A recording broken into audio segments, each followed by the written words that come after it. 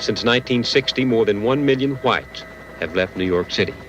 The black and Hispanic population has grown by almost 1 million, and it's still growing.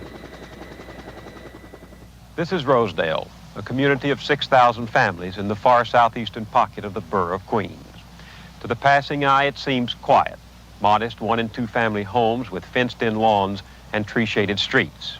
The people who live here are almost all white, working-class Americans of Italian, Irish, and Jewish roots. They've worked all their lives to afford these homes.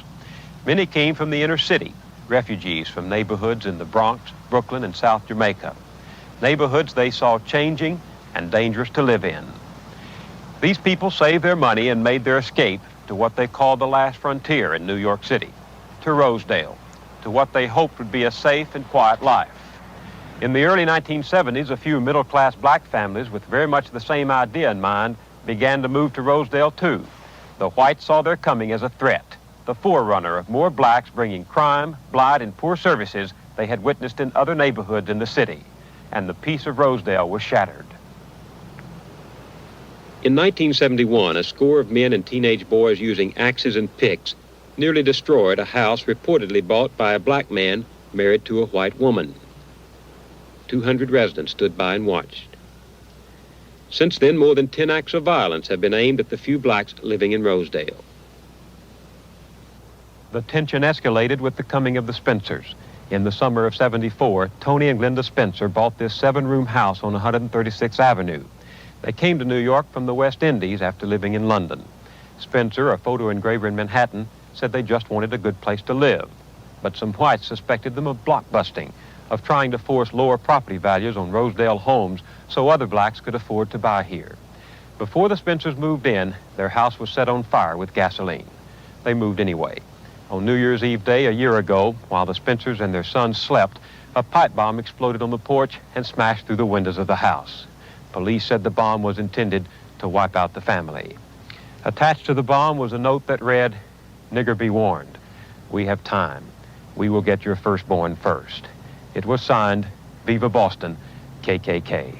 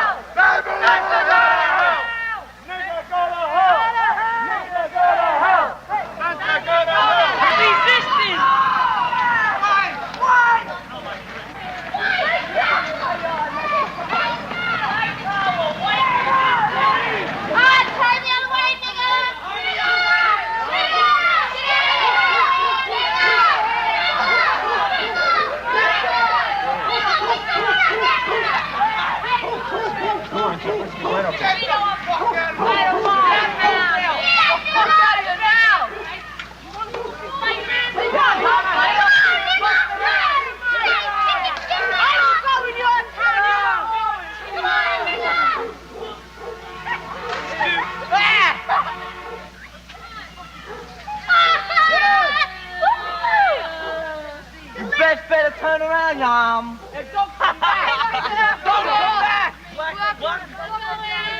Don't come back. It is the new boy corner with that. Come on, Yum. We were riding down this block, and these white people start saying, "Get out of here, niggas. You know, get out of my neighborhood. Don't come to this neighborhood." And then they start hitting on her. Throwing rocks and everything else. Throwing rocks. Because we were in their neighborhood. We went on a bike hike to McDonald's. We didn't mean to bother anybody. We had a nice We saw a parade. We down saw there. a gathering, so we went down there to see what was happening. All right. I mean, we didn't bother anybody. We weren't looking for trouble. I never even know people around here were like that. I've never experienced anything like this in my life. What happened to you? Nothing happened to me, but this little boy, short boy about my size, or little short, had picked up a rock, and he was in the front of all these tall hunkies. But he threw the rock. He tried to hit my sister, but he almost hit me about that much away from me. And I sure wish he had hit me with that rock. I would pick up the rock right next to me and hit him right dead in his face. They always say niggas are doing everything. They always say weirds doing everything, right? We didn't, every time the white people come down the block, we don't push them out their neighborhood and throw rocks and start hitting them. We don't bother the white people around our neighborhood, but when we get in a white neighborhood, they just push us out. Yeah. Everybody with us, we're nothing, you know, we're a piece of dirt, dogs. I mean, that's the way you treat an animal. I mean, God, we're human beings. You don't treat other people like that. It's just wrong. Black, white, I don't care. A person is a person. Skin should have no bearing on how you treat a person. That's just wrong. I hate their goddamn guts. I can't say that I hate them. I can't say that it's totally the kids' fault. I mean, I'm sure their parents had some bearing on the way they feel and everything else. I think it's just the system. I don't know. I can't say that I hate them because I don't hate anybody. Do you forgive them? No.